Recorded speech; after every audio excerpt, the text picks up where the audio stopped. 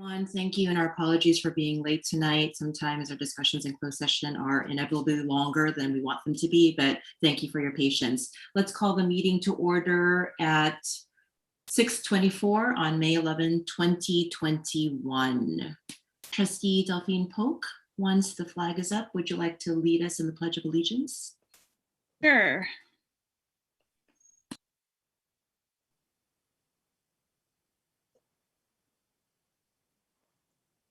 Okay. I pledge allegiance to the flag of the United States of America and to the republic for which it stands, one nation, under God, indivisible, with liberty and justice for all.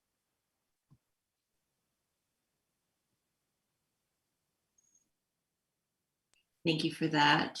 Can we do roll call, please? Absolutely. Student trustee Uroni. Here. Trustee Withrow. Here. Trustee Jenkins. Here. Trustee Handy. Trustee Handy. You're on mute. Trustee Handy, are you there? I see you there, but I'll come back. Trustee Delphine Polk. Here.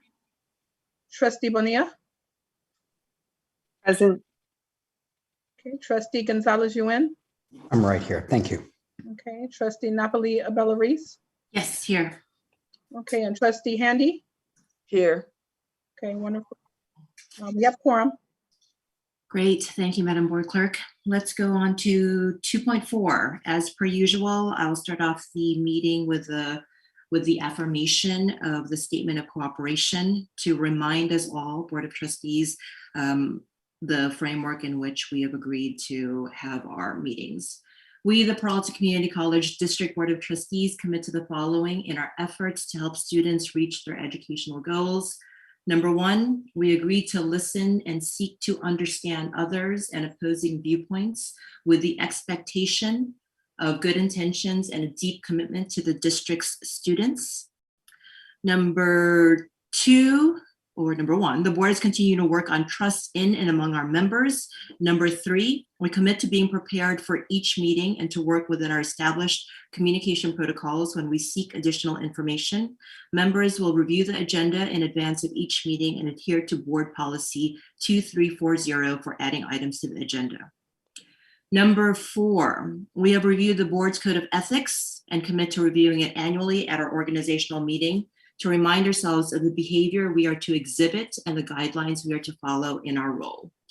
Number five, if the code of ethics is violated, we commit to follow the process stated in the code and will first address concerns informally to settle disagreements one-on-one between and among members before moving to the formal process. Number six, we agree that from time to time, the chair will remind members of appropriate behavior and may call for a recess or redirect members if they stray away from the topic of discussion. Number seven, we collectively recognize that it is within the duties and authority of the chair to render decisions or take actions to keep our meetings on track in adherence to board policy. And importantly, number eight, we will strive to fulfill the vision we established for ourselves. And number nine, we will model the behavior we want others to exhibit. Okay, let us move to 2.5. Vice President Gonzalez Yuen, report of action taken in closed session. Thank you, Madam President, members of the public, fellow board members. At tonight's closed session, the board voted on the following items. Public employee appointment of Veronica Montoya. We voted on the recommendation to appoint Veronica Montoya as the Director of Hispanic Serving Institutions at Berkeley City College at an annual salary of $115,287 effective June 1st, 2021 through June 30, 2023. This position reports to the Associate Dean of Educational Success. Motion by Trustee Withrow, seconded by Trustee Jenkins. 7 ayes, 0 noes, 0 abstentions, 0 absence. We also voted on the ratification of the appointment of Etheria Smith as the interim vice chancellor of General Services District Office at $207,517 annually, effective April 29, 2021, or until the position is filled on a permanent basis, or until the position was filled on a permanent basis, and this position reports to the chancellor. Again, the motion was made by Trustee Withrow, seconded by Trustee Jenkins, and there were 7 ayes, 0 noes, 0 abstentions, and no absences. In the conference with legal counsel, the board voted to approve the recommended settlement agreement on claim number 1805393. Trustee Withrow made the motion, seconded by Trustee Bonilla on a 7-0-0-0 vote, 7 ayes. Madam President, and members of the public, the board will be returning to closed session after the open session. Thank you. I'm sorry, I think that was posted from the previous template. All right, that was a surprise to me too, but It I was a saw it there surprise and to I all of thought us. I was like, wait, somebody had put that in there. So you can strike that last part that was left over from the prior meeting. But if anybody wants to join me in the Zoom room afterwards, I'm treating for drinks. Have fun, Nikki. Yeah. Thank you. Let's proceed to 2.6, approval of the agenda. May I have a motion, please? So moved. Excellent. Trustee Withrow, second. Second. Second. Okay. Trustee Gonzalez, Trustee Jenkins. Let's do roll call. Okay, student trustee Uroni.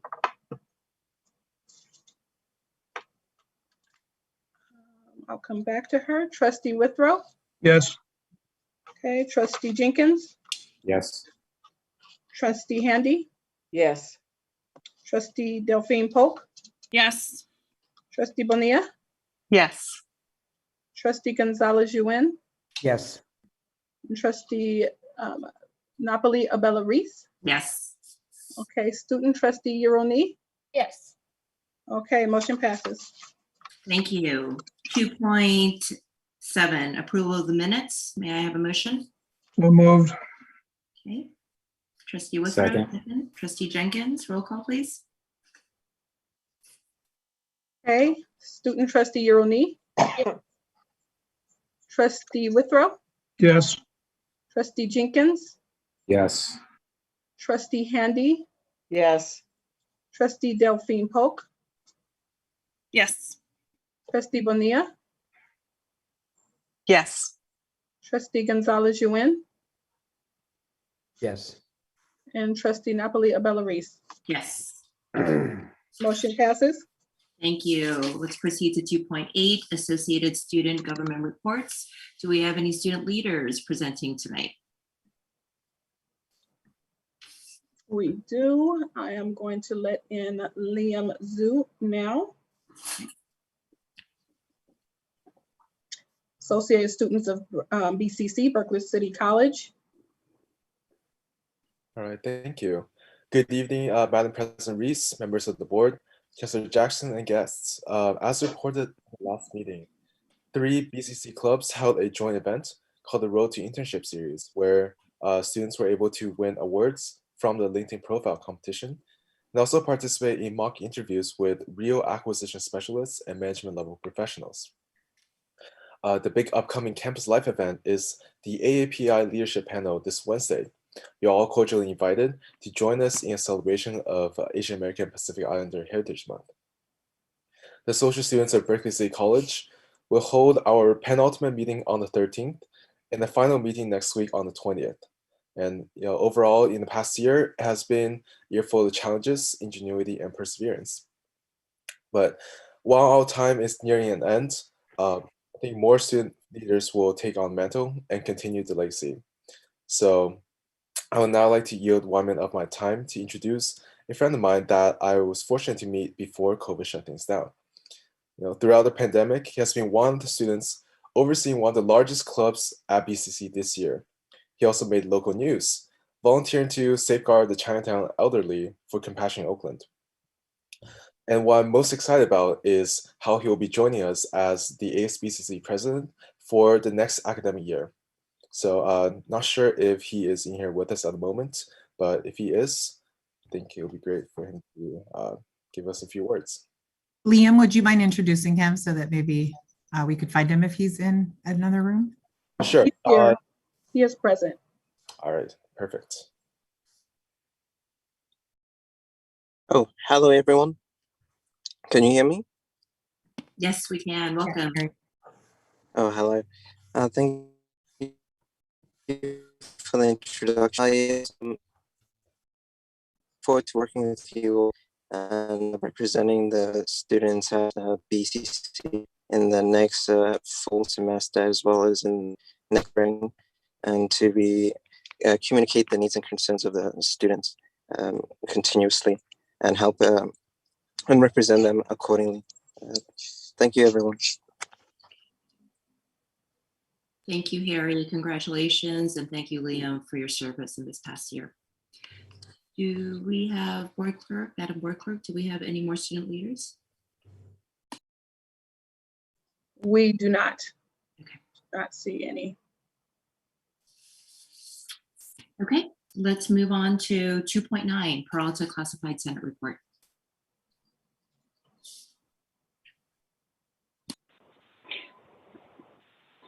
Hello, can everyone hear me? Yes. Oh, fantastic. Good evening, President Reese, members of the Board of Trustees, Chancellor Jackson, presidents, and guests. Tonight we have two classified Senate campus reports. The first report comes from the Berkeley City College Classified Senate.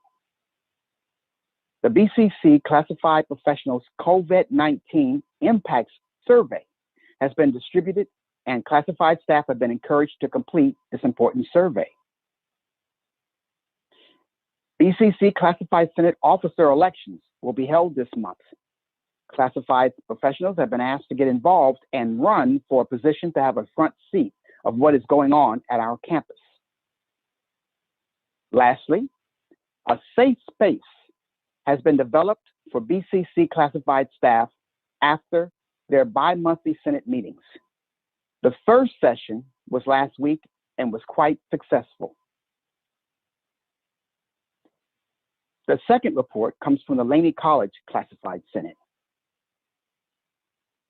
In this morning's Laney President's Cabinet meeting, the team was in agreement with renaming the Laney College Classified Lounge in honor of the late Admissions and Records Specialist, Renee Rivas. The Classified Senate was then advised that the process must go through the Board of Trustees. And finally, the Classified Senate is also moving forward on the creation of a Senate scholarship for Laney students in the memory of Renee Rivas. That is the end of the campus reports. Thank you very much for your support of the Peralta Classified Senate. Thank you, Terrence. Let's move to 2.10, District Academic Senate Report. Donald. Good evening, President Reese, Dr. Jackson, and members of the board, and everybody. As all of you know, we are coming down in the next 2 weeks to the end of our semester, and it's been somewhat tumultuous time frame this spring. I want to congratulate all of us for our ACC, our accreditation for the colleges, and am concerned about the meeting of the accreditation in June, and I understand that the presidents and the chancellor plan on attending that event. And so I hope that we go there prepared and knowledge, with some acknowledgement that there were concerns raised about the district and about governance, and in particular the board. and I hope that we could provide additional information such that they will be able to see that we are moving and working on the issues of concern that they had. In our meeting with the state chancellor, he was much more focused on those issues than on our finance issues. He felt that the finance issues were sorting themselves out and just needed more time to do so. He was much more forceful in his comments regarding the latter in terms of governance and the board. In addition to those issues, it's been moving along that we are getting closer to having our budget, our BAM ready. It won't be until next year, but our budget allocation model is moving along this year. I want to thank CM and the Cambridge Associates for really working with us and trying to see how we could include in the SCIF and looking at the expenses of the colleges and of the district and trying to see how we are doing fiscally. So I think that has been moving along. We recently sent a email to Dr. Jackson, inviting her to our meeting on our last Senate meeting on the 18th, where we hope to have a good, robust discussion on the hiring of new faculty. We are anxiously waiting to see what decision has been made in the cabinet retreat that occurred, I believe, yesterday. The District Academic Senate has gone on the record that we support all of the hires that were initially given, and we want to know why we won't be or will be getting those faculty hires. And so I look forward to having the Chancellor at our next meeting. Anyhow, there should be different voices coming to you today from our faculty regarding that issue, among other issues. So I'll take the rest of my comments off. Thank you. Thank you, Donald. Let's go to 2.11. Vice President Gonzalez-Yuen, do you want to take that over? It's public communication. Yes, I will. Thank you very much. Tonight we have, I think about 30 people signed up for public comment. Administrative procedure on this matter gives the board president discretion to allow up to 3 minutes for each public comment. And today, President Reese, I would suggest we cut that to 2 minutes, given the total number of presenters. Does that match with your desires? Sure, I believe we allotted 45 minutes, but let's go to 2 minutes. That would be fine. All right, and we'll just see whether we can make this happen expeditiously. So I'm going to read some names, and we'll just try to get them in this order if we can. And I'll read the first 5 names: Jennifer Shinosky, Jeff Sanseri, Tom Renberger, Jane McKenna, and then David Mitchell.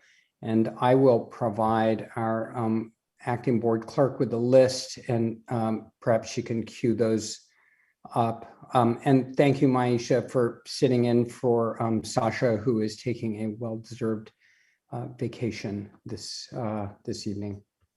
No problem. What I think that I may need to do is that Jennifer Shanowski is registered several times, likely for different individuals. So I'm just going to let all of them in. And if you guys, when you get in, can rename yourselves, that would be helpful.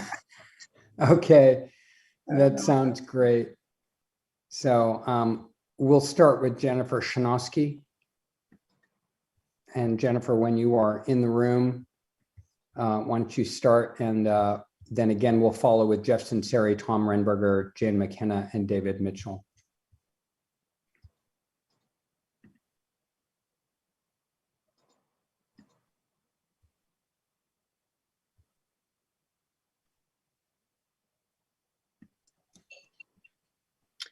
Hi, good evening. I'm going to go ahead and just jump right in so I can fit my comments in within the time allotted.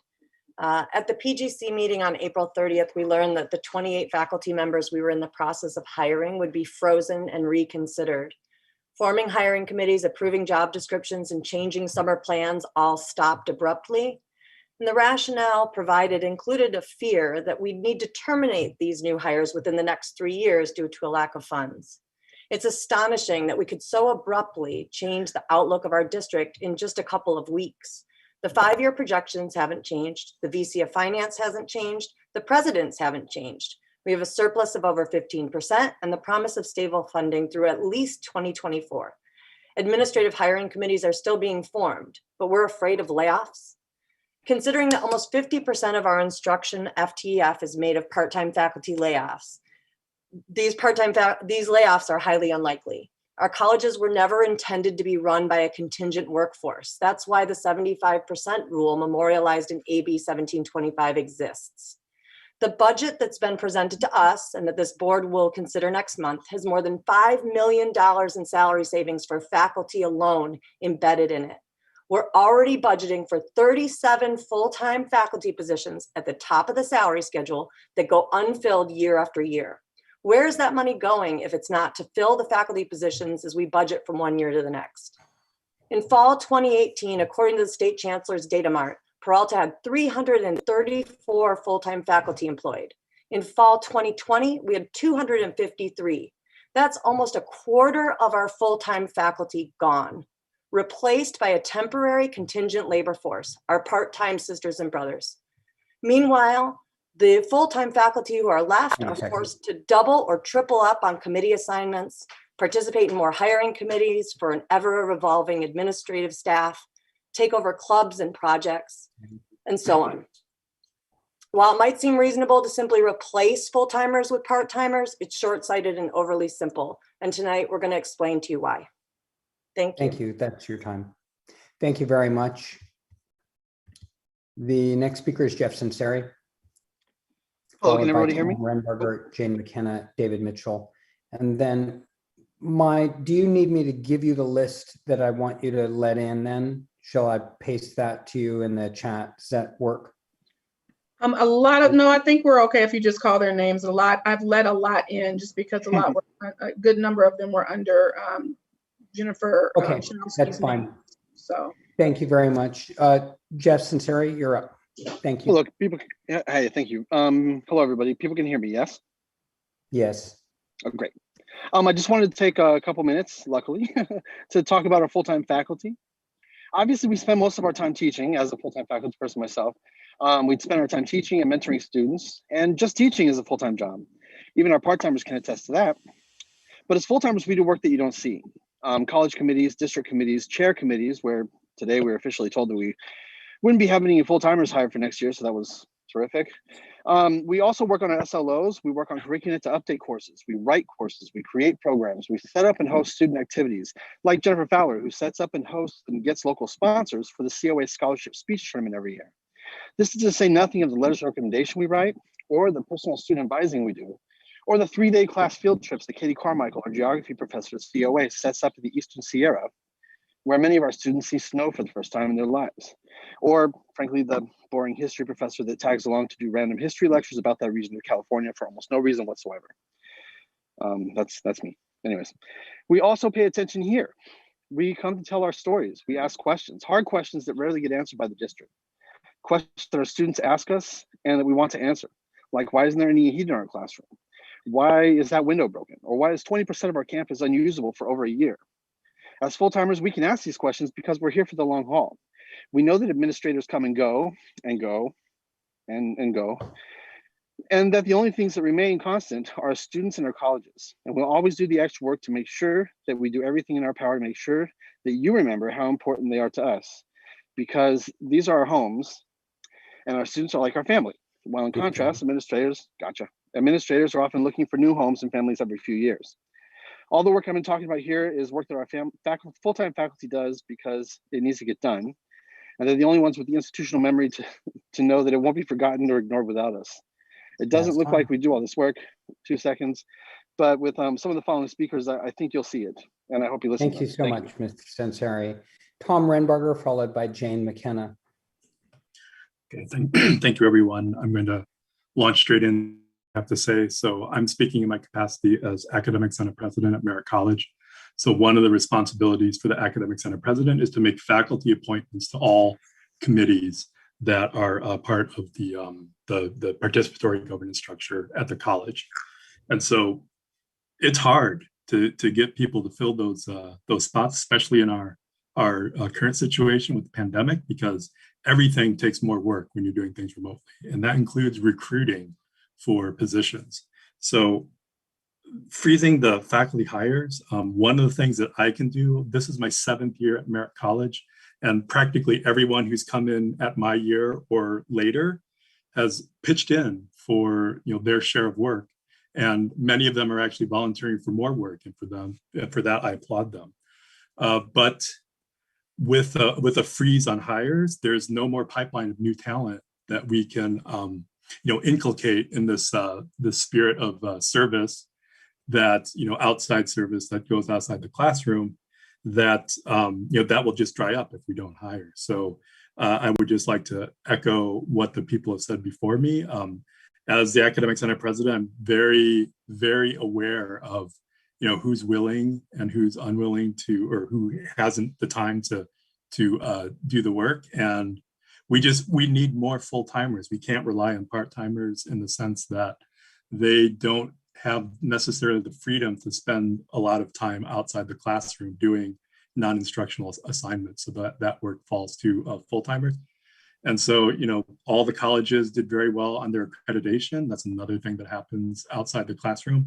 And so I'd urge the administration to reconsider their pause, and I'll end there. Thank you.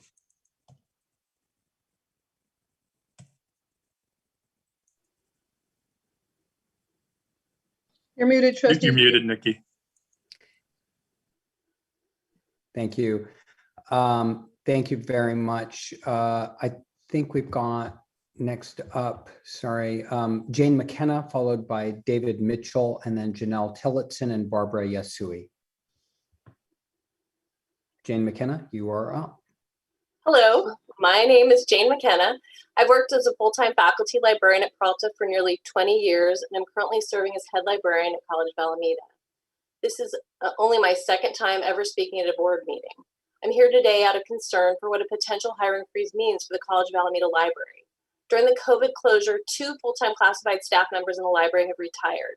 These positions make up 2/3 of the staff that work at the circulation and reserve desk. Without replacing these 2 classified positions, I'm concerned about our ability to reopen the library. We've been working on a detailed reopening plan that includes 6 phases, but all of these phases require pre-COVID staffing levels. It's important to recognize that in this COVID environment, every task now involves several additional steps. For example, checking out materials requires making appointments with students, and the return of materials requires a new quarantining and cleaning process for each item.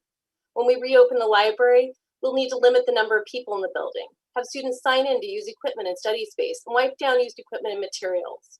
The reality is that we need more staff to do this, and yet with the freeze, we will have significantly less.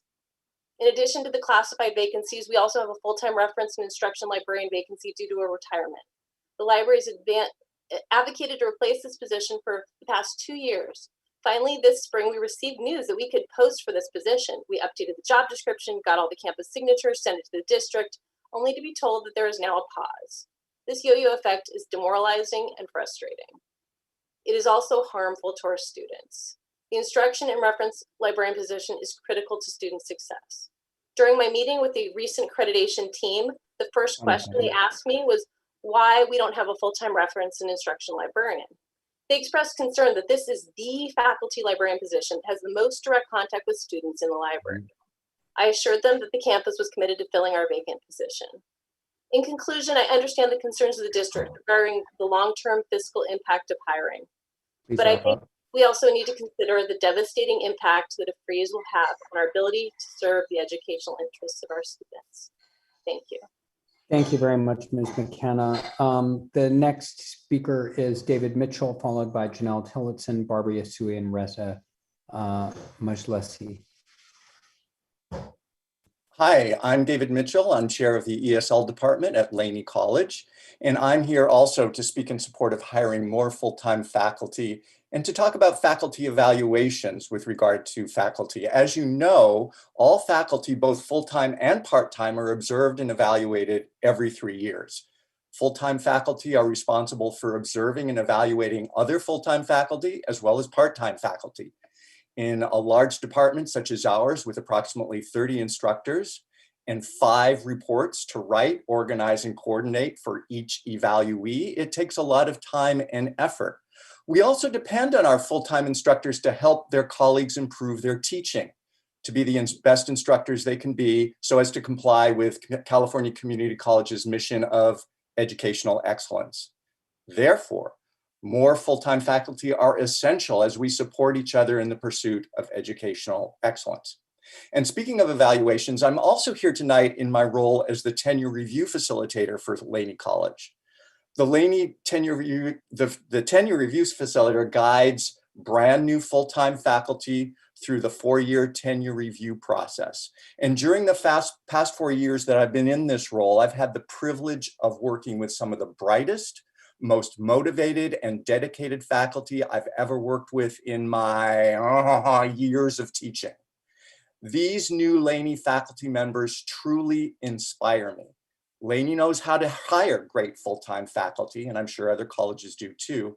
And I hope you continue to let us do just that. I've learned that if I've learned anything over the past 4 years in my role as tenure facilitator, is that when we hire full-timers, we're making a long-term investment in our students and in our colleges.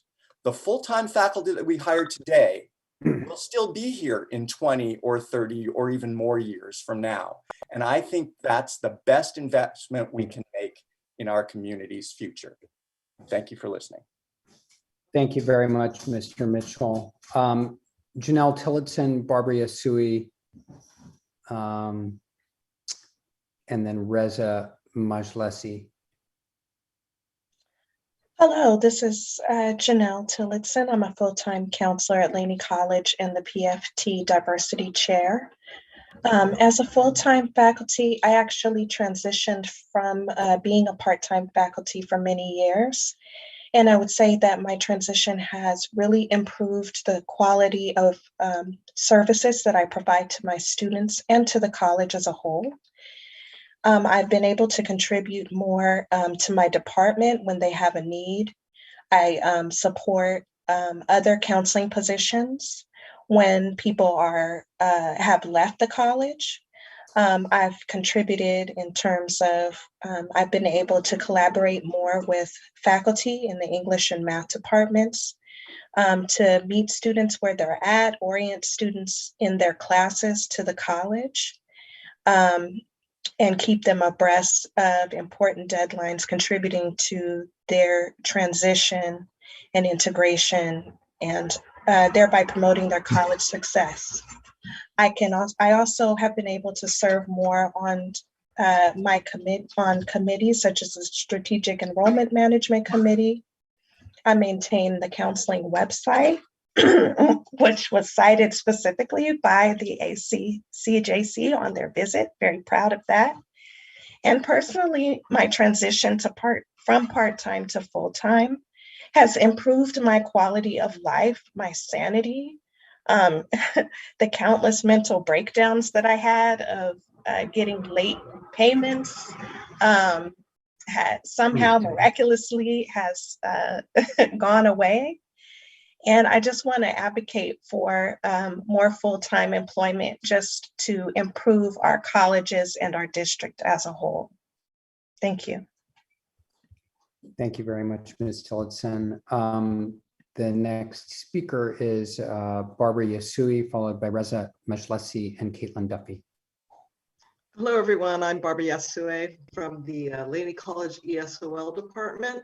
I have been working at Laney as a full-timer for 18 years now, and I am also a former department chair.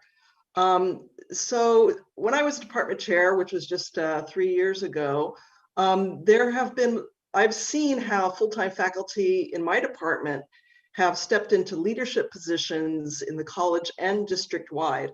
For example, Lisa Cook was our faculty senate president and became a dean at BCC. Chelsea Cohen was the distance ed coordinator at our college. Susan Timroth Savala, the guided pathways coordinator. You just met David Mitchell, who's the tenure review coordinator. And full-time faculty such as Anna Cortizio have stepped into new positions such as dual enrollment district coordinator. So we can see that full-time faculty regularly take on new and continuing positions that are vital to the functioning and operations of a college and a district. In addition to that, full-time faculty are ready to pivot when needed. There's been AB 705 initiatives that have come down from the state, which full-time faculty have had to step into quickly and completely revamp our curriculum as well as our placement procedures. In addition, we have also seen how our distance ed coordinator, a full-timer, quickly responded to the pandemic crisis, got a whole lot of faculty trained in just a matter of weeks, and pulled her full-time colleagues along from our department to spend hours upon hours training faculty member after faculty member to get online as quickly as possible. If you don't have this bevy of full-time faculty ready to go at a moment like that, then who will you have to respond to such initiatives and crisis situations? In addition, we are losing part-time. If you want to try to borrow from somebody else, we can do that, but you are out of time now. Thank you very much for your comments. Reza Majlesi and then Caitlin Duffy. Hi. Yes, my name is Reza Majlesi. I teach biology at College of Alameda, and also I've been chair for this department for probably 12, 13 years. I prepared something to talk about, but after hearing all these comments, I changed my mind. I decided to tell you a real story about my position at COA. In 2005, I started a full-time job at COA as a faculty to teach physiology. There were 2 more full-time members in our department, and soon, in a matter of a couple of years, both they were retired. So I was the only full-time faculty in the department, and I was running the whole department by myself. I was teaching physiology, and I had to hire people to teach anatomy and biology. For all these years, the faculty who are teaching the major biology courses and anatomy, for all these students to go to nursing programs, radiotherapy, radiology, and so on and so forth, they're being trained by part-time instructors. Great people, great source of information for students. However, this is just like running a football team with some part-time players. It's impossible. Every semester after semester, I have to bring a new instructor to teach biology. Students, they don't know new instructor. They usually 45. Look at some names that they know. My point is, running a department without a full-time faculty is almost impossible, as if you ask Chancellor to bring new Vice Chancellor every semester to work with. It needs to be stopped. It needs to be full-time instructors in the department to be able to run the department. Thank you very much. Thank you very much, Mr. Majlesi. Caitlin Duffy, followed by Inger Stark and Amy Pohorkes. Hi, my name is Caitlin Duffy, and I am a part-time instructor at Merritt College in the chemistry department. I've been there for 7 years, and I'm attending my first board meeting tonight because we desperately need full-time instructors in chemistry at Merritt College. Our chemistry classes are in super high demand. Students really need chemistry. Every semester I have a full roster, a full wait list, and many, many people emailing me to get into my classes.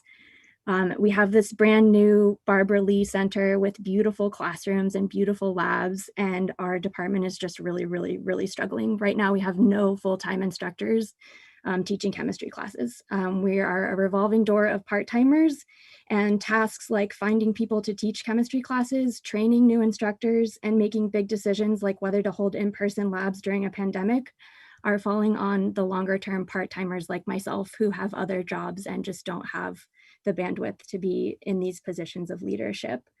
And I think that this lack of continuity and leadership is really affecting our students. For example, I'm preparing my Chem 1B students to take organic chemistry, and they're all asking me who they should take next semester, and we don't even have an instructor. And it's just really a shame that at a community college, we can't have, a sense of community to shepherd and support our students. So thank you. Thank you very much, Ms. Duffy. Inger Stark, followed by Amy Borkus, Rebecca Bailey, and Katie Bowe.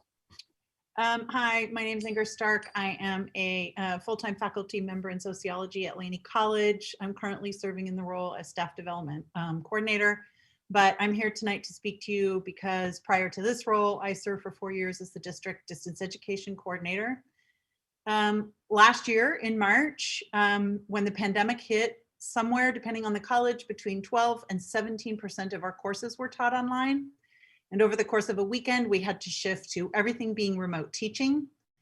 The state gave us a short-term exemption and blanket addendums so that those courses could be taught, but then said that by fall and spring, our courses, anything taught online, had to have the state-approved distance education addendum. If you've never done an addendum, it's not just a form where you tick boxes. Faculty who complete distance education addendums have to justify and explain why a class should be and can be appropriate taught in an online format. They have to explain how the class will meet the instructional time required in the course outline. They have to explain how a class will meet the requirements for regular and substantive interaction, how they will foster student interaction, and what technologies they will use and how. It's not easy. It's an incredible amount of work. And the majority of those were done and will continue to be done by full-time faculty. And I also wanted to mention that Peralta has an unbelievable growth area in the area of non-credit. And our primary impediment right now is to figure out how we get more non-credit addendums or non-credit curriculum approved and how we can teach those in a distance education format as well. Most of that is done by full-time faculty. Thank you. Thank you very much, Ms. Stark. Amy Borkus, Rebecca Bailey, Katie Bowe, Andrew Park, and Hillary Altman. Amy Borkus, please. Yes, hi, thank you very much. My name is Amy Borkus from Biology Department at Laney College, but tonight I will be speaking to you as one of the co-founders of our Lavender Project. The Lavender Project is an ad hoc group of students, classified professionals, faculty, and administrators working towards the betterment of the experiences of our LGBTQIA+ community members. The majority of this work being done is non-institutionalized, meaning most of this work is done on a volunteer basis. I bring this up tonight because of the importance of these full-time positions. As much as many of us are more than willing to volunteer our time to do this incredibly important work, it's difficult to accomplish our goals with a reduction in full-time faculty. This is not to say that all new hires should be LGBTQIA+ or even identify as allies, but with more full-time faculty members participating in institutionalized committees, including but not limited to shared governance processes, it will allow for some of us to have the time to participate in these volunteer projects that help to ensure that our community is welcoming to all members of the LGBTQIA community, as well as providing equal educational access to everyone. So Great in thought. closing, I hope that you will consider these full-time positions as not just a monetary value, but the value these positions bring to the community at large. Thank you. Thank you very much, Ms. Borges. Rebecca Bailey. Thank you. Hello, everyone. I'm Rebecca Bailey. I'm faculty from Laney's biology department, one of the assessment coordinators for the college, and during the previous accreditation cycle, I was one of the faculty leads. Like my colleagues, I'm here today to talk about why filling full-time faculty vacancies is so important for Peralta. Full-time faculty have primary roles in much of the work of our district, critically for accreditation and the assessment work that is so vital to our accreditation status. Another key issue is leadership and membership of our shared governance committees. Without enough full-time faculty, the burden on those faculty who do step up to participate in accreditation and other leadership roles becomes overwhelming. Additionally, our wonderful part-time faculty deserve an opportunity to apply to those vacant positions. And most importantly, our students in all of our departments deserve the stability we can offer when we have adequate numbers of full-time faculty actually teaching our classes. And I fully acknowledge that we're in tough times and we must center students. We need to keep cuts as far away from the student experience as possible. And that certainly includes maintaining a healthy number of full-time faculty. Thank you all for listening. Thank you very much. Gosh, are we up to Andrew Park? Oh, I think it was Katie Bowe, sorry. Katie Hi everyone, Bowe. I'm Katie Carmichael. In my role as full-time geography faculty at College of Alameda, I have developed or collaborated in the development of 9 courses, 3 degree programs, and 1 certificate.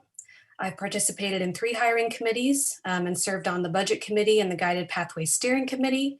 I've served as the co-director for our 0 textbook cost degree program and also the open educational resource regional lead for geography for our state initiative.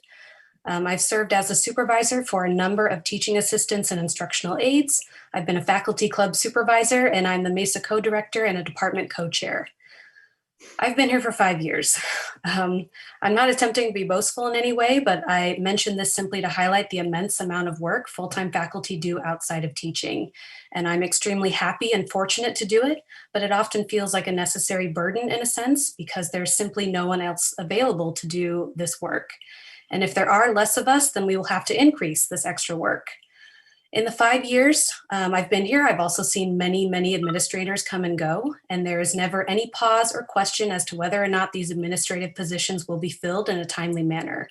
This is not the same situation that occurs when we lose full-time faculty to retirement or other situations, or when we as departments work to expand our programs to include new full-time faculty. Our administrators are incredibly important, and I value each of you, especially those of you that have been with us for more than a year. But I would love to see the same sense of urgency and understanding that full-time faculty positions are just as important and necessary as administrative positions. Thank you. Thank you very much. And Ms. Carmichael, are you also Katie Bowe? Or is that a different person entirely? Yes, no, that's me, Katie Bowe. Okay, I just saw your name twice there. Thank you for that clarification. Andrew Park, and then Hillary Altman, and then Monica Umbalal. Thank you, trustees and representatives. My name is Andrew Park, and I'm reading this letter on behalf of Cristofero Castaneda, co-chair and full-time instructor at College of Alameda. The ESOL program has expanded over the years and consists of both credit and non-credit courses. In addition to meeting the needs of our unique student body, over the last 3 years, the demands on the department instructors have increased because of AB 705. ESOL department needs to meet the requirements of AB 705. We have only 1 full-time faculty member who shares the co-chair work with an adjunct faculty to complete the AB 705 state mandated projects, such as developing the self-guided placement tool, updating and revising the course outlines, recruitment and outreach, faculty training, developing support courses, building mirror classes, creating certificates, and attending district-wide committee meetings. Because part-time faculty usually hold 2 or 3 jobs, scheduling conflicts often preclude them from participating fully in ESOL and division meetings and other college activities. As a temporary solution, we are providing adjunct faculty with stipends to share the department workload with the 1 full-time faculty member to comply with AB 705. With the transition to online classes, our multicultural students have faced more challenges because of the digital divide. Many of them are coming from underdeveloped countries or regions affected by war. Even before this, the ESOL program had been in need of a full-time faculty member to replace one retiree and another full-time instructor who transferred to another discipline. To better serve our diverse student population, it is crucial that we hire another full-time faculty member. Thank you for listening, and we appreciate your consideration for a full-time faculty position at the College of Alameda. Warmly signed, Krista Ferro-Castaneda. Thank you, Mr. Park. Hillary Altman. In May of last year, I found out that Merritt College's accreditation report was far from complete. Only Standard 2, which I had been faculty lead on, had been submitted. We were officially in crisis mode. We had a new president, a new VPI. Our faculty was about to go on summer break, and our classified staff were exhausted. I decided to step up and help in whatever way I could. For those who don't know me, my name is Hillary Altman. I have been a full-time communication instructor at Merritt since 2002. Beginning in summer 2020, I worked with a dedicated skeleton crew to gather the evidence needed to put together an effective report. Leading up to and during the ACCJC visit, the visiting team sent hundreds of questions each day with the expectation of a very quick turnaround. This was when the nearly 20 years of my career as a full-time instructor, member of various committees, and a colleague to my fellow Merritt employees really made the difference.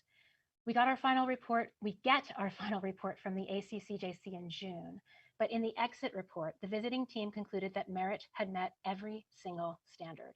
Here's the problem. Merritt College has a severe lack of full-time faculty in key positions. We need full-time faculty who have institutional history, relationships, and knowledge to successfully manage our day-to-day processes, including curriculum, assessment, guided pathways, and accreditation. There is a very simple solution here. Respect the work that the colleges have done. You have the ability to take the ethical action, the correct action, the only action that will give us what we need to be successful. Please do the right thing and reauthorize advertising for all 28 full-time faculty positions. Thank you. Thank you very much, Ms. Altman. Monica Ambalal, Didem Aikisi, and Lowell Bennett are next. Hi, good evening, everybody. My name is Monica Ambalal, and I am the current full-time professor at Merritt College. And I guess, I had something prepared, but I'm just going to tell you I'm here because we need help. We need these hires to be made. At this time, of course, I maintain my contractual duties. I'm doing the APU. I'm assisting with scheduling. Everything we have to do as chairs. However, we at one point had 11 part-time faculty members working in our department and with a sole full-timer, which was me. And that was difficult because I've only been here since 2015. So I was kind of thrown into this. At this point, there's 9 of us. And the only thing I want to mention here is that there's some responsibilities that I find to be akin to administrative duties.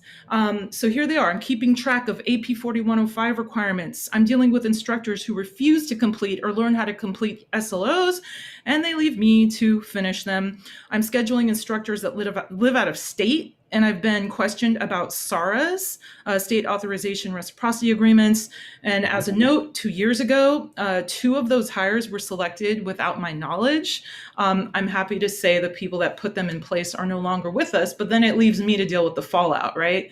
So this is all administrative duties that I should not be doing.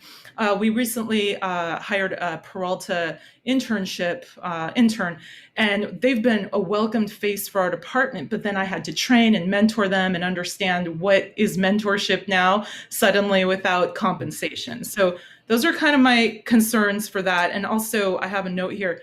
5 years ago, I was requested to serve on all these committees outside of participatory governance, like task forces. Because people know I'm good for it and that I'll do the work, right? So it's not fair to stretch us so thin, and we are tired. We are overworked. we're to capacity. And personally, if you can all make these hires, we can get back to focusing on our students. So thank you, everybody. Thank you very much. Didem Ikisi, Lowell Bennett, and then Vance Nguyen. Okay, Didem Ikisi withdrew. They sent a note in the chat. Thank you very much. Lowell Bennett, Vance Nguyen. Doug Cobb, Matt Freeman.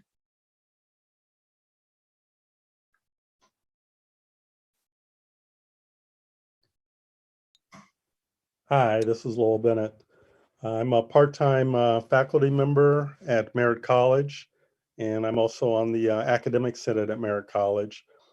And one thing I want to talk to you about in this brief time is about morale, because when I read the notice about the pause in hiring, one of the rationales given was potential impact on morale in 3 or 4 years if potentially hires had to be, if there had to be cutbacks.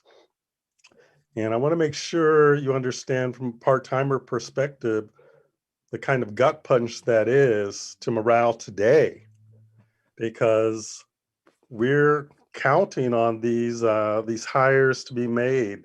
These hires are part of a long process where we demonstrated the need for the hires, the full-time hires, and it has a major impact on the life of part-time faculty if they can be hired as full-time faculty.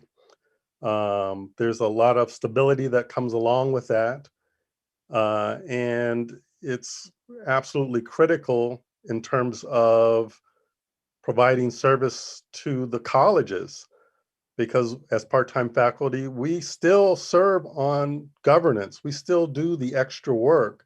We just don't get compensated for it. So I would be concerned with the morale today for part-time faculty, and the morale, as you can see by the enormous response here today from even full-time faculty in support of hiring a part-time faculty. And another thing I want to make clear quickly is that when we hire full-time faculty, it's not additional total faculty. We're moving part-timers to full-timers.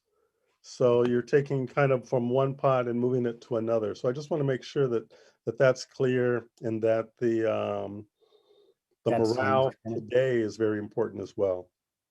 Thank you very much, Mr. Bennett. We're going to go back to Didem Ikisi. Hello, everyone. Thank you. This is Didem Ikisi. I'm Peralta Distance Education Coordinator and part-time faculty and co-chair in ESOL department in College of Alameda. We currently have 12 part-time faculty in our program and only 1 full-time faculty who has been taking the full load of the whole department. We had 2 full-timers who retired and never been replaced. And considering the new state regulations such as AB 705, you can imagine how the workload is getting overwhelming on the shoulders of our full-time faculty. So also the frequent turnover of the part-time faculty also affects the consistency and quality of our classes. So I appreciate your consideration of full-time faculty position that we're planned to open, and thanks for making time to listen to us. Thank you very much. Vance Nguyen, Doug Cobb, Matt Freeman, and then Tracy Craig. Hi, I'm Vance Nguyen.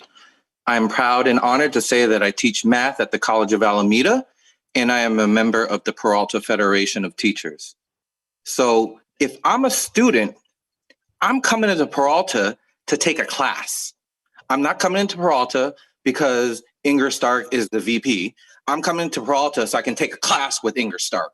I'm not going to come to Peralta if Jeff Sanseri is a dean. I'm coming to Peralta so I can take a class with Jeff Sanseri.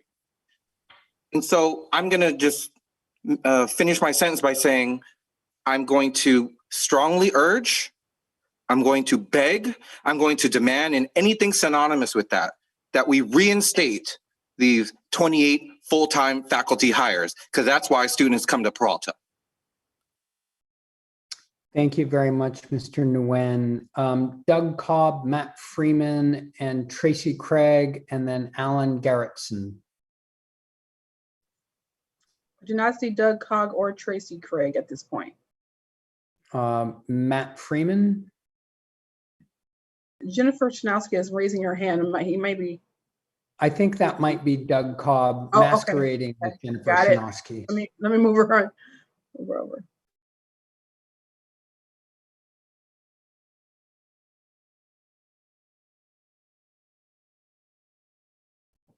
Thank you for your patience, everyone, as we get these done. Okay, this is Doug Cobb masquerading as Jennifer Schnowski. Great, welcome. All right.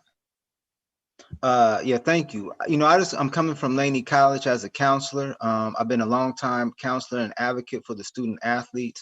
And I just want to emphasize the importance of having a full counseling staff. I think right now during the pandemic, it's most apparent how much we need counselors helping to put students in the seats. Every day, I see a new student that's overwhelmed by the technology and the lack of connectivity. It is very important that we have a core group of counselors that are diverse in the representation, that could speak a multitude of languages and represent the department and represent these students. And right now we are low. You know, I'm here on campus every day with the student athletes, and they're struggling. And I see the toll it's taking. We need more help, and we need counseling faculty. Thank you. Thank you very much, Mr. Cobb. Matt Freeman, followed by Tracy Craig and Alan Garrettson. Good evening, board members, community leaders, Peralta leaders. I'm excited to be here. My name is Matt Freeman. I'm the president of the Berkeley City College Academic Senate, and I'm also a professor of political science. I'm excited to be here tonight because it's a great time to be an educator. The pandemic has revealed yet again the importance of investing in education. We have a balanced budget in Peralta and are seeing new community investments, a state level surplus just announced, and federal grants, relief, and investments in our work at levels unseen in decades. It is truly an all hands on deck approach to investing money in our collective efforts to support student success. As a district, we must figure out how to balance short and long-term investments and measure its impact in our college and student success. Now, more than ever, Peralta needs steady leadership that has been proven to ride out the good times and the bad within Peralta, no matter how challenging. I've been a part-timer and a full-timer in Peralta for over a decade, and in those times of service, I've lost track of how many folks have come and gone, but one thing I've learned to be a constant, a truth, if you will, full-time tenured faculty are more likely to build and stay long-term. In a time of constant change and unpredictability, if we are truly interested in working to invest in long-term strategies to improve student success, maximize our budgetary investments, increase continuity for college level and district governance, we need to invest more in full-time tenured faculty. The simple truth is that full-time tenured faculty are more likely to be here in 10 to 20 years to build upon and maintain the seeds of growth being planted by all of us right now. Every one of us knows that students do better and are more likely to re-enroll in our classes, increase our FTES, if they have the same teacher to talk to mentor, or to take a second or third class with. Full-time faculty are also mandated by contract to hold office hours multiple times a week. We have a great team at BCC. From our administrators to staff to full and part-time faculty, we're working to build a better community for our students.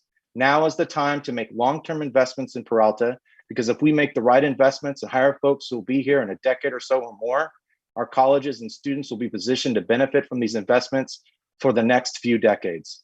Thank you, and I look forward to continued work together to build Peralta, invest in its future, and find creative ways to support student success. Thank you very much, Mr. Freeman. Tracy Craig, Alan Garrettson, and then Linda Durant Thompson. Yeah. Tracy Craig? Don't see a Tracy Craig or Alan Garrettson. How about Linda Durant or Linda I Thompson? did move her over. Thank you. And then followed by Chan Yu Lee. And then just one more after that, Neem Tai. I don't see No, either. we're getting down to it, people. Hang in there. Please have patience. And to all of our public commenters, thank you so much for taking the time to be here tonight.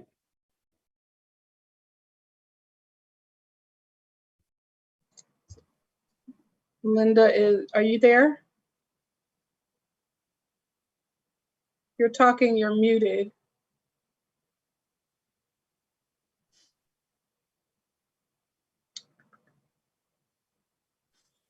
Okay, well, I don't see either of the other two that you mentioned, VPUN. Okay, so Tracy Craig, Alan Garrettson, Linda Durant, Chan Yu Lee, and Neem Tai. None of them is present?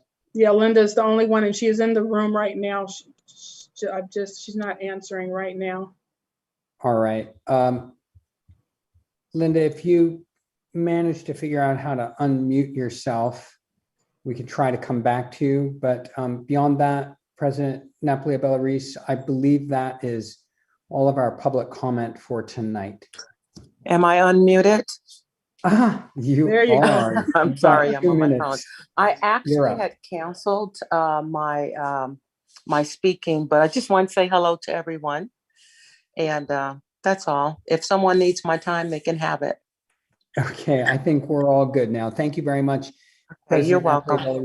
We are all done. Great. Thank you for that. And again, of course, I'm going to reiterate what Vice President Gonzalez-UN said. Thank you for all of our public commenters for spending the time tonight to convey your points. Let us move on to 2.12, Chancellor's reports. Dr. Jackson, the floor is yours. Yes, I thank you, Board President. I'd like to have the President speak, and then I will finish. And as I indicated at the last meeting, I like to surprise them a little rather than just going in a name order. So I chose this out of a kind of my box. And so the first person is Dr. Nathaniel Jones III at College of Alameda. All right.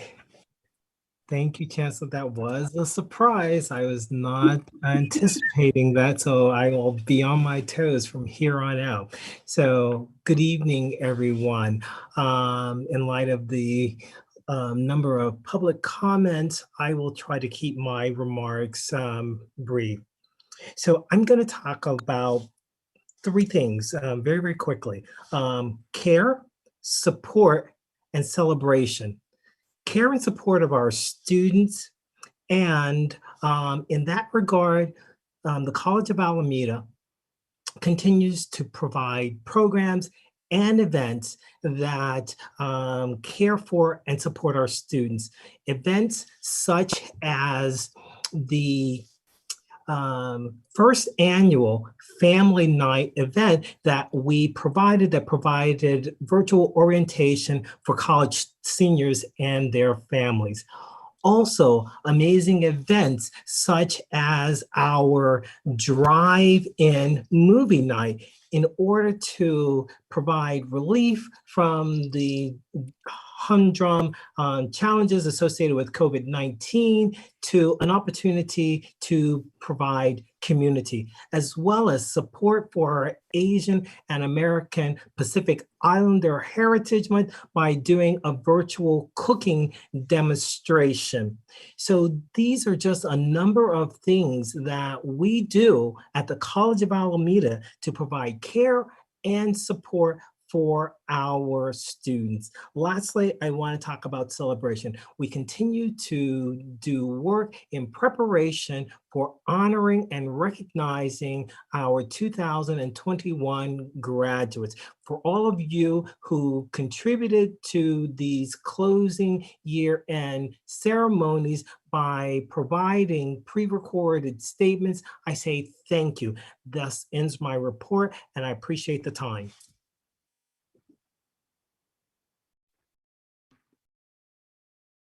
Thank you, Dr. Jones. Appreciate that. Next would be Laney College, Dr. Rudy Bissakoff. Yes, good evening, Chancellor, members of the board, and colleagues in education.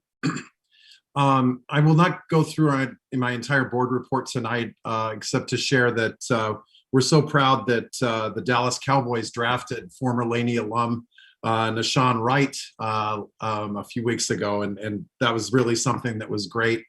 Also within your board report, you will see how we highlighted a Black Success Week, and particularly 3 outstanding Laney College employees who actually began as Laney College students and their pathways. So that'll be something great to read about. What I would like to highlight tonight, though, is that Laney was actually rated among the top 15 Northern California colleges as one of the best value schools. And we actually were ranked number 8, and it's something that's a point of pride, and there's a link to it in your board reports. But what I'd especially like to highlight this evening is a special visitor we had to our campus, and continuing my efforts to always report some great partnerships at Laney College. We welcomed Peralta Community or Peralta College Foundation new board member, Eric Wright, on April 30th to our campus, of course, under safe conditions with social distancing and the like, and gave him a tour of our campus, and particularly had him visit our carpentry, wood technology departments, as well as our fab lab.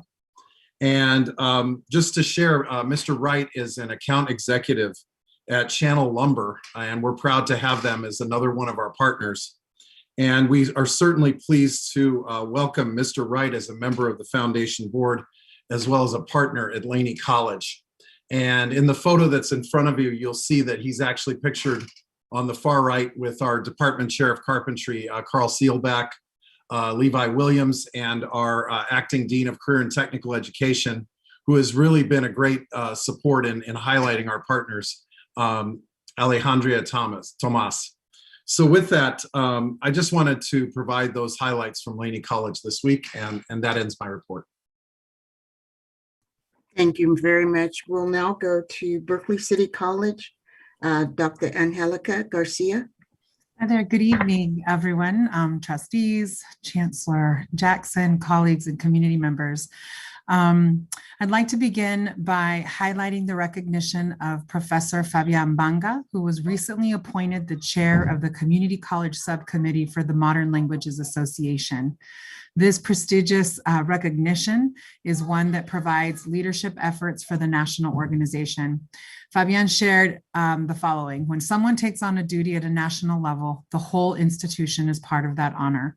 The faculty, even in its silent state, represents what we most importantly are, a higher education institution.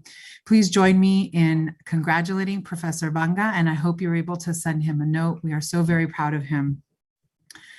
The Associated Students of Berkeley City College are celebrating Asian American Pacific Islander Heritage Month, as you've heard some of our fellow presidents report on other events.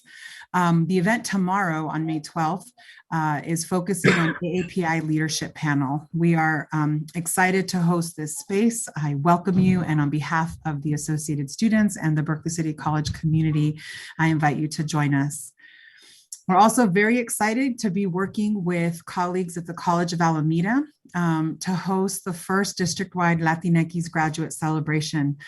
I'd like to take a moment to thank Trustee Diana Delfin Polk for her contributions and support for this new district-wide event. Our students, and especially with growing HSI programs, are excited to be able to celebrate in such a personal manner. And just as a closing comment here, amidst a month of celebrations and recognitions, we're honoring students who have successfully completed their certificate, degree, or their transfer pathway. And among the graduates that we're celebrating, I want to take a moment to just uplift Ms. Crystal Swan. Crystal is a Umoja Scholar, an EOPS student, a previous Learning Resource Center tutor, and a campus leader. She will serve as the keynote speaker for the upcoming African and African American graduate celebration being held on May 22nd. And upon graduating from Berkeley City College, she is going to, upon graduating from high school, she took a pause to support her younger siblings, to homeschool them. She shared about walking them to her local Oakland Public Library and carefully curating a list of texts and reading materials that centered the African American stories and experiences. Her experience in this role fueled her passion and desires to become a library information science faculty member, and she will not go far as she is transferring to UC Berkeley in fall 2021. Please join me in congratulating students like Crystal Swan and all of our students, not only at Berkeley City College, but throughout the colleges in our district. Thank you so very much, and that concludes my report for this evening. Thank you, Dr. Garcia. And last but certainly not least, Dr. David Johnson, President of Merritt College. Thank you, Chancellor. Good evening, everyone. I'm pleased to share that Merritt College's 67th virtual commencement celebration will be held on Friday, May 28th at 1 p.m. And the ceremony will include student performances, some student speeches, and words of encouragement from, first and foremost, our own board trustees president, Dr. Cynthia Napoli-Abella-Reese. So we thank you. Our interim chancellor will be there, Dr. Jeanette Jackson, myself, Dr. Denise Richardson, who is our Vice President of Instruction, and Dr. Lilia Chavez, who serves as our Vice President of Student Services. But we're particularly excited to note that Dr. Eloy Ortiz Oakley, our state chancellor, has agreed to provide remarks to our graduates as well. So very excited about that. Finally, I want to acknowledge several of our Merritt College student leaders who are going to be graduating. By all accounts, they're off to do some incredible things. I'm just going to run through some of the leadership really quickly. Sable Harbison, who is our ASMC Associate Vice President. She's off to Rutgers University, the School of Public Policy. Yeah, our Vice President of Participatory Governance, Corey Buddy Mast, will be graduating. He's also going to be continuing his education in the field of public policy. Ms. Maya Henderson, who is the ASMC Vice President of Finance, was accepted to Texas Southern University in Houston, Texas. Jasmine Bledsoe, who is our ASMC Vice President of the Inter Club Council, was accepted to San Francisco State. And last but not least, Ms. Stephanie Mutialu, who is the President of Phi Theta Kappa. She was accepted to several schools, including UC Santa Barbara, UCLA, and UC Davis. But in her infinite wisdom, she did the right thing and she decided that she will be attending UC Berkeley and becoming a fellow Bear in the fall. So congratulations to our leadership and to all of our Merritt graduates. And that concludes my report. Thank you, Dr. Johnson. I did want to take a few minutes. First, I want to say to all of those that spoke this evening, thank you.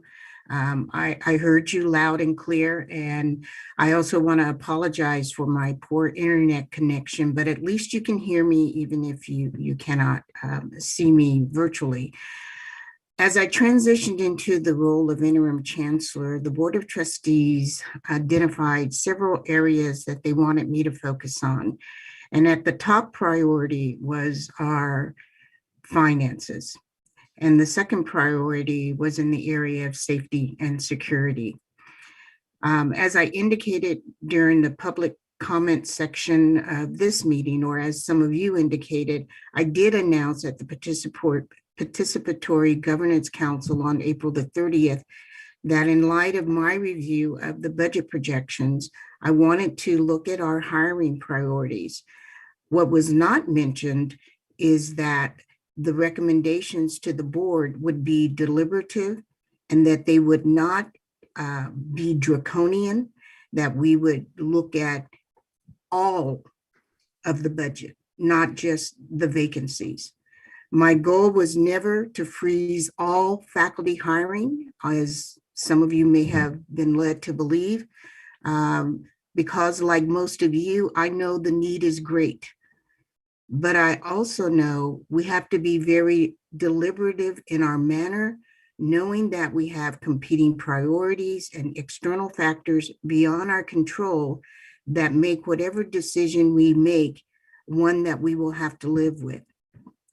The Chancellor's Cabinet met on Monday, yesterday, to start those deliberations. I think it went very well, but I will say I received an article in the paper from the San Francisco Chronicle just across the bay, where the headline read, City College of San Francisco instructors accept pay cuts to save classes and jobs.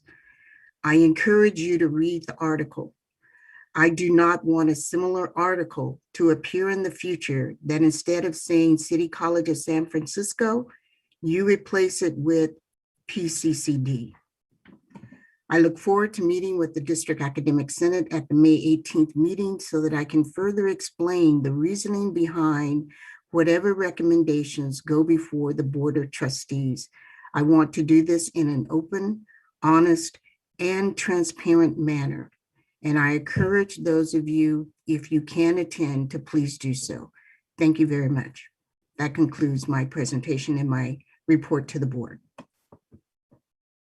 Thank you, Chancellor. Trustees, do we have any questions or comments for the Chancellor, for the presidents? Okay. Seeing none, let us move on. Let's proceed to the consent calendar. Can I have a motion for the consent calendar, please? So moved. Second. Thank you, Trustee Withrow, and thank you, Vice President Gonzalez-Yuen. Can we do roll call, please? For student trustee Yeruni. I'll come back. Trustee Withrow. Yes. Trustee Jenkins. Yes.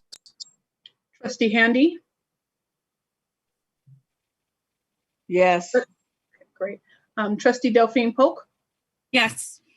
Trustee Bonilla. Yes. Trustee Gonzalez-Yuen. Yes.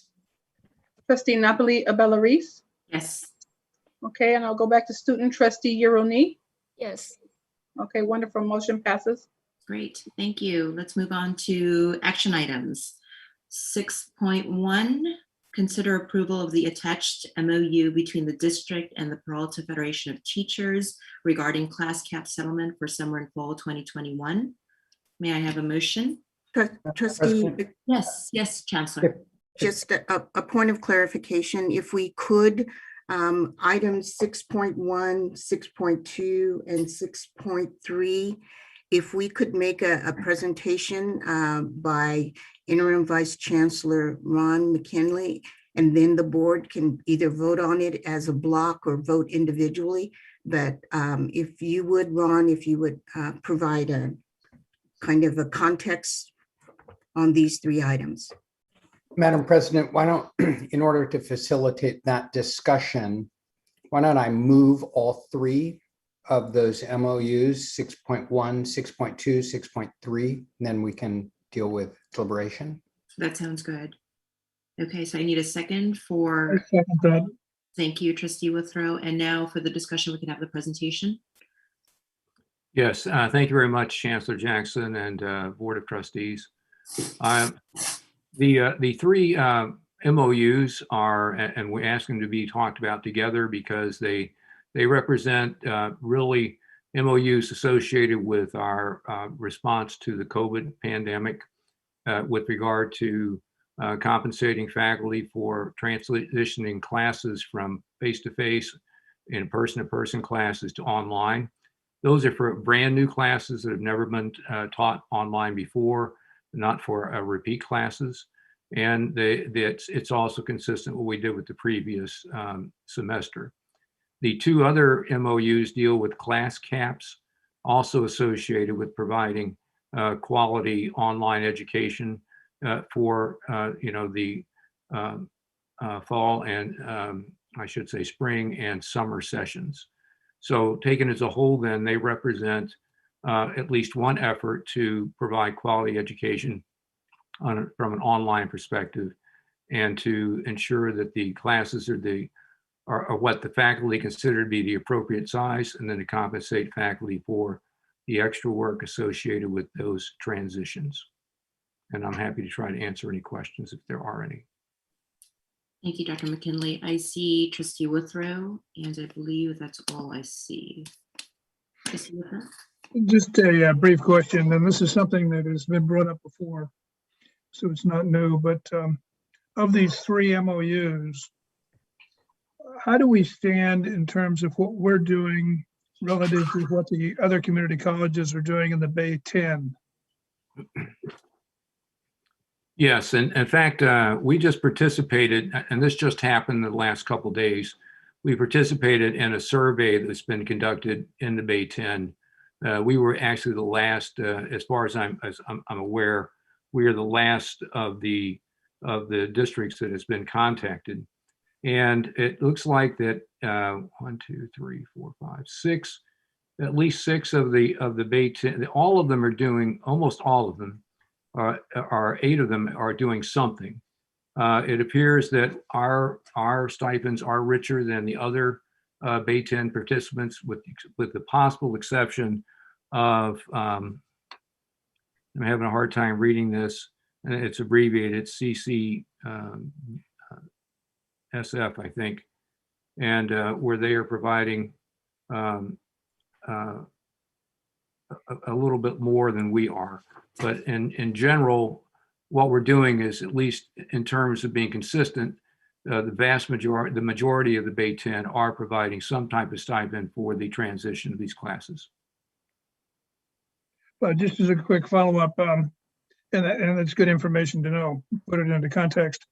But if we're at the high end of the stipend, or what's the average? I mean, is it running $500 per, $750 per? Looks like it's about around $800. Now that's an approximation. But that's okay. That's good. Yeah. Thank you. You're welcome. Trustee Handy. That was the last question here. That was a question that I have. What was the range of payments by the other Bay 10 groups? As low as what and as high as what? You said there's only one that's higher than us. It's as low as there's one that's not doing anything. There are 2 actually that are not providing any. So those are the low end. There's actually one district that's doing a monthly stipend of $150 a month. So they're paying it throughout the semester. So that's also, that would actually probably be lower, but that gives you an idea. So the range is from 0 to, and one of them is doing a little bit more. It's, I think it's around $2,200 if you add everything, actually $2,250. And there's also adjuncts. If adjuncts are doing it, they also receive a stipend of $1,100. So that is the range, Trustee Hardy. Okay. So in the range for those that are doing nothing in terms of paying nothing, they're also doing their own training or onboarding in this area. That I wanted to compare apples to apples, because I know that we have offered training and things before. Is that what they're doing in lieu of a stipend, providing the what is needed for people to successfully transfer to this medium? It appears at least some of them are, not all of them, but there are 3 of them that appear to me, or 4 of them that appear to me to be doing that. And they are paying folks to attend that training, and also folks who are actually giving the training. So they're giving $1,000 stipends to attend. Some of them are giving $1,000 stipends up to $1,000 to attend the training, and others are doing $100 a month. So there's a wide range, and there are some that are not doing anything. Okay, and then just one more question on that piece. Are there specific requirements that are given with these stipends in terms of deliverables or expectations? I don't see any that are listed in the survey. So it's not a question on the survey? No. Thank you. You're welcome. Okay, I do not see any other questions from the trustees. Let us do roll call. Okay, student trustee Yeroni. Yes. Trustee Withrow. Yes. Trustee Jenkins. Yes. Trustee Handy. Abstain. Okay. Trustee Delphine Polk. Yes. Okay. Trustee Bonilla. Yes. Trustee Gonzalez Yuen. Yes. Okay. Trustee Napoli Bellarice. Yes. Okay, motion passes. Okay, and motion passed for 6.1, 6.2, 6.3. Okay, let's move on to 6.4. Consider approval of sabbaticals selected per PFT contract and AP 7347 by college professional development committees and awarded by college presidents 2021, 2022. So moved. Trustee Bonilla, second? So, yes. May I have a second? I second it. Thank you, Gonzalez Yuan. All right. Discussion. Discussion, please. I have a question. Go ahead, Trustee Henry. Actually, more of a statement. Mhm. In the past, we have not, I think we've done ourselves a disservice. There has been no direct reporting or anything of the results of the opportunities that the faculty have when they take their year sabbatical. Some of them are doing really amazing things, but it's never coming back to the board. I know that contractually the colleges make the determination on what they're accepting for their individual colleges as a sabbatical, but I think that it's imperative that we change this right now and make sure that we know that at the end of the sabbatical, that there is a presentation or whatever that goes through the college presidents. And then again, I think that people should have an opportunity to present to the board or at least send a statement so that we know. I've read through all that they are wanting to do during that time off. Unfortunately for us, we never hear if people completed their goals, if there were difficulties, if it's being implemented.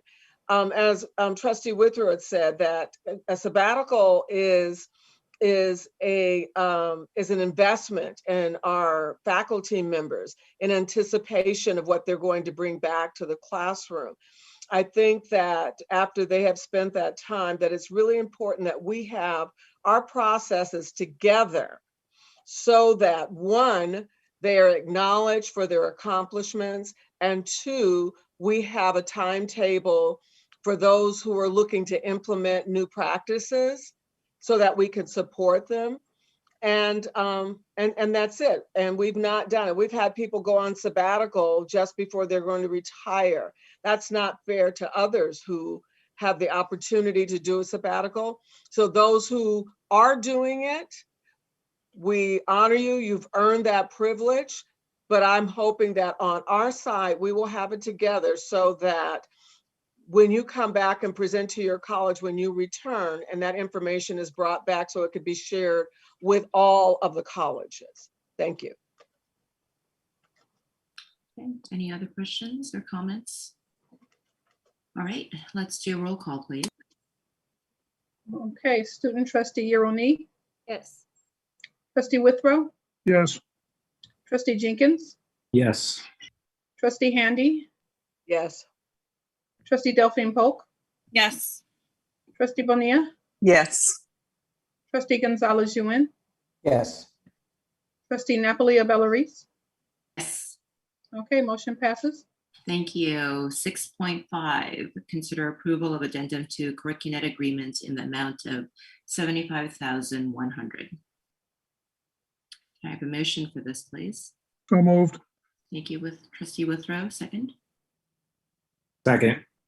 Thank you, Trustee Jenkins. Discussion? Okay, roll call. Student trustee Yeroni. Yes. Trustee Withrow. Yes. Trustee Jenkins. Yes. Trustee Handy.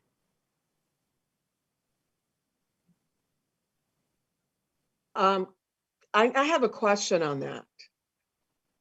Is it possible to ask? It's a very short question. Sure.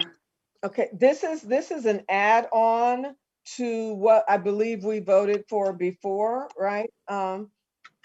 It's an addendum, but the question was never answered before when I asked it. Is this something, this system, is this something that is going to be? We're on 6.5. Are you asking about 6.5? Now is that the one for, that's not the one for the technology, is it then? I'm I think sorry. you're talking about 6.7.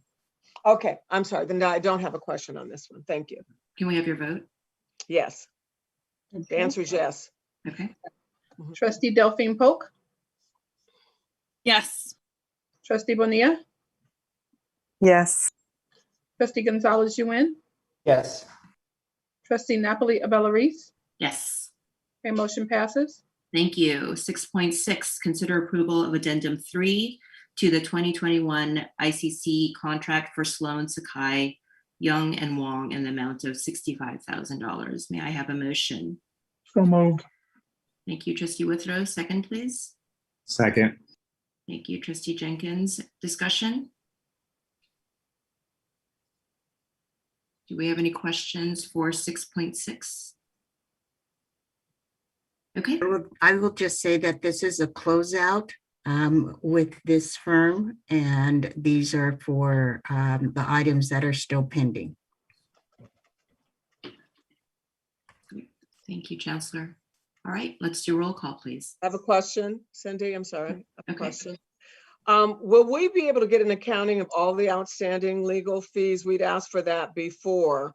We were given a number, but are there more that'll be coming that of things that have been taking place in the past 6 months? I can work with the board president to provide that information to you. I think it would be under attorney-client privilege, and so we would probably present that during a closed session, but I would defer to Natasha Sahi to elaborate if that is appropriate at this time. Absolutely, Chancellor. Yeah, we'll be able to provide the information in a report. Great, thank you. Great. Roll call, please. Okay, student trustee Uroni, Yes. trustee Withrow, Yes. trustee Jenkins, Yes. trustee Handy, Yes. trustee Delphine Polk, Yes. trustee Bonilla, Yes. trustee Gonzalez Yuen, Yes. and trustee Napoli Abellerise. Yes. Okay, motion passes. Thank you. 6.7, consider ratification of an addendum to the independent contractor agreement for EdgeRock Technology in an amount not to exceed $99,600. Motion? Move approval. Thank you, Gonzalez Yuen. Second, please. Second. Thank you, trustee Withrow. Discussion? Questions? I'm sorry, I'm having a problem with this computer taking the hand down and putting it back up. Okay, so this is the question I had the last time we came up, and I did not get an answer for, is this redundant?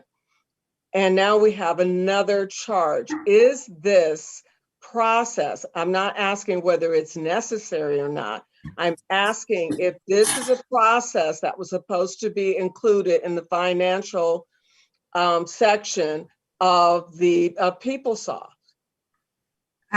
Trustee Handy, if I could address that, and if there's any additional questions, I will ask our interim vice chancellor, Adil Ahmad, to address this. We had an existing contract with EdgeRock. We've had them to come in to do, and it is part of the backup documentation for this item. We had them to come in to do some work with a monthly closeout because we were not doing that. Then while they were still under contract, we put in an addendum to that contract for them to do some additional work with the year-end closeouts. About 3 weeks ago, and we got notice that 2 of our financial aid specialists, it may have been a month ago, that our financial aid specialists were resigning.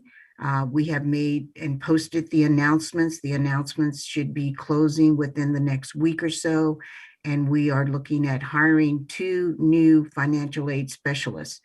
In the interim, because of necessity, I move forward with an addendum for them to bring in 2 of their financial aid specialists so that there was at least a 3-day transition from our existing staff to EdgeRock staff. That has happened.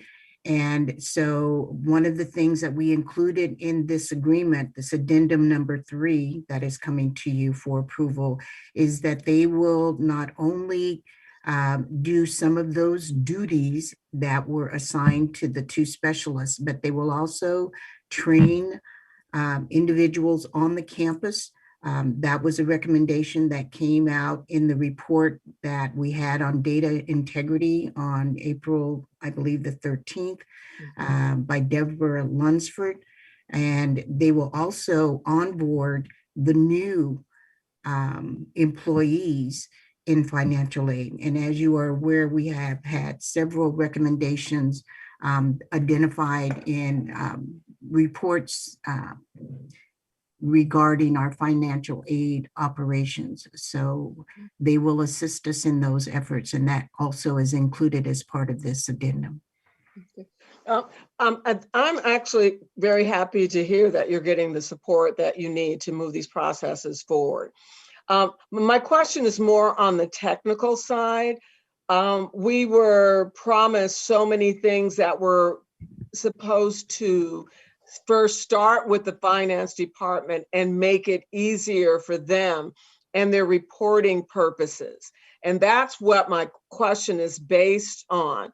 Is this something that's going to help to facilitate the finance department in the long run with their reporting?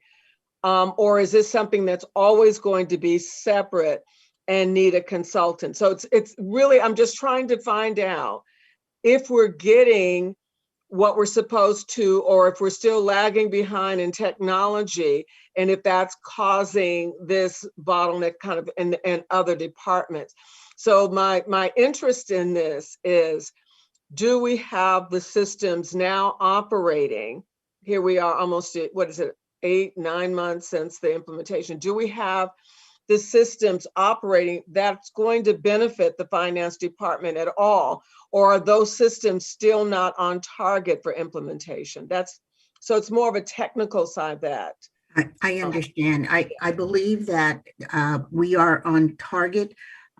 What our IT department has done, and if I'm speaking out of turn, Adil, please correct me, is that we are moving forward and we are implementing in modules. So we are, the primary focus has been to move forward with the student side of the house, with the admissions and records, with the reporting, and the human resources module is the other priority that IT has been addressing. They have at the same time been working with the financial side of the house, but they have not established a target day where we will go live. So does that, so that we've been doing it kind of, okay. That does answer my question, okay. because I think that Adil's hair was not quite as gray before all of this stress has been heaped on him. And that was one of our motivating factors aboard to get this done, because it was absolutely needed for that department. So I'm going to keep asking, Adil, until you get what you need, okay? And I do want to publicly thank Adil and his staff for providing backup information that I will be sharing with the Academic Senate on the 18th, which influenced some of the recommendations that will be going forward to you on the hiring process. And all of that was done manually. So yes, I know they are looking forward to the implementation of PeopleSoft and the finance modules.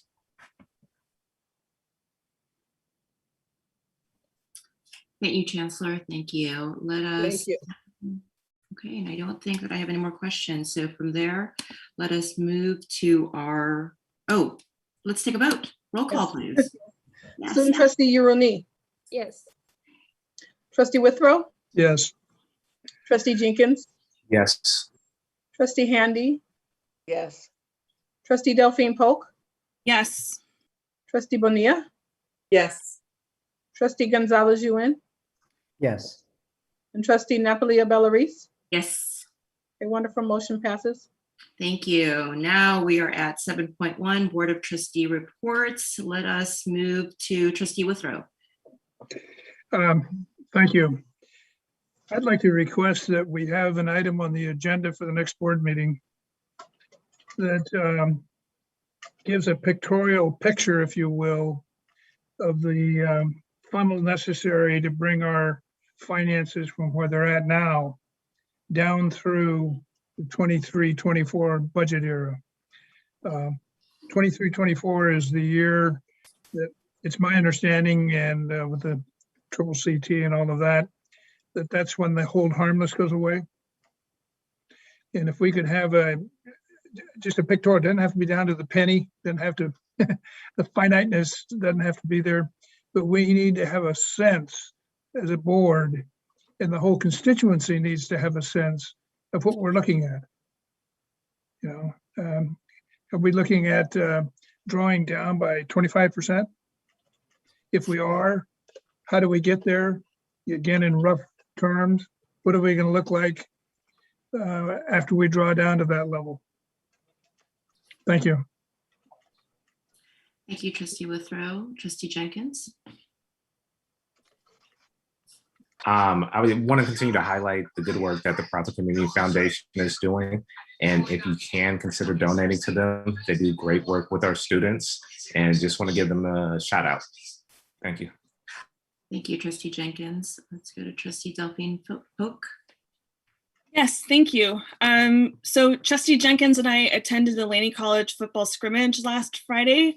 It was really exciting to be out. It was beautiful weather to be out and meet the students, and a special shout out to the coaching staff for the invite.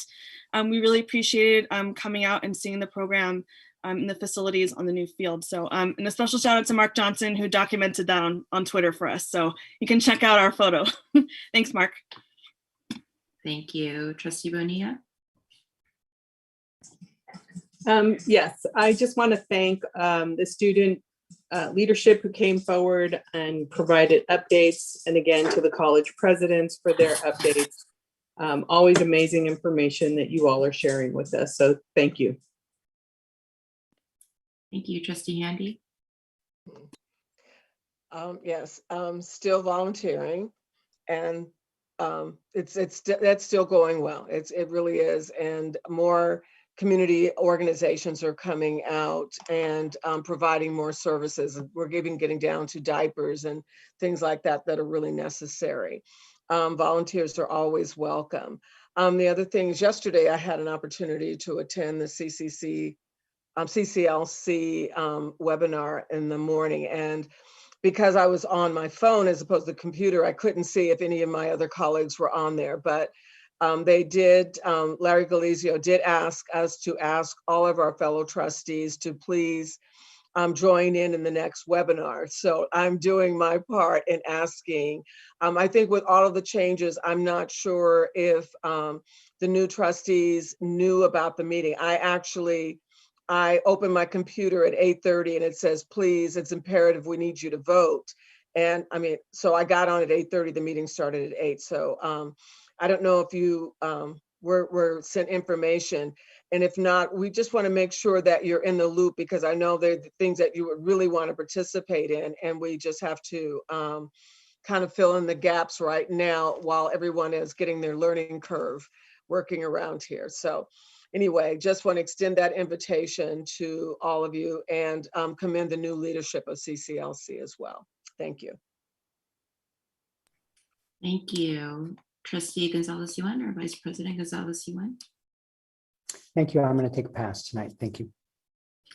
Just a quick shout out to the students, to the student leadership, to the faculty, to the staff, to the administration. It's been a year. And the year is coming to an end. All of you are preparing for graduation, and this is a year that we could not have imagined, but we're here. And amidst that, you also did 2 ACCJC visits, right? As if you had that extra time. So just really want to shout out to all of you, because it has been an amazingly difficult and challenging year. And a shout out to our Chancellor, Jeanette Jackson, for really kind of holding us right now in the space that we're in, and to continue to move us forward. Thank you all. All right. Vice President Gonzalez-Yuen, do we have any amazing announcements for everyone?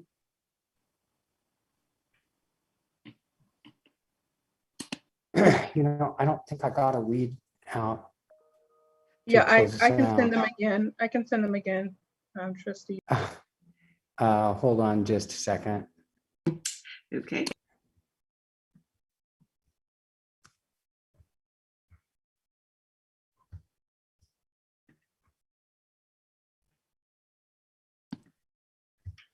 It's 8:13, by the way, just so you all know. This is incredibly Thank you. early. Okay. I found them. Thank you, Maisha. You did send them.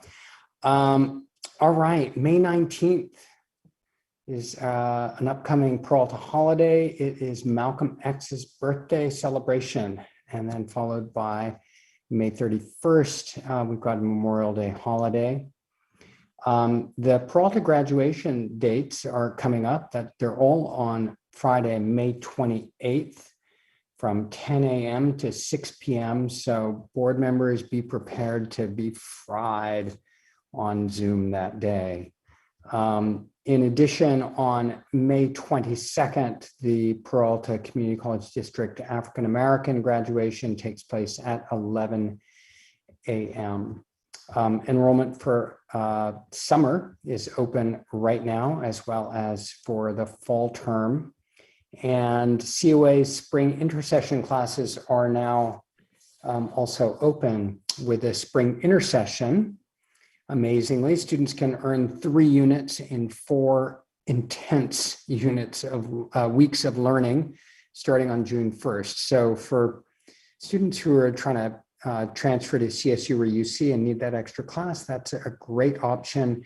The next board meeting is on May 25th, and that's all I have.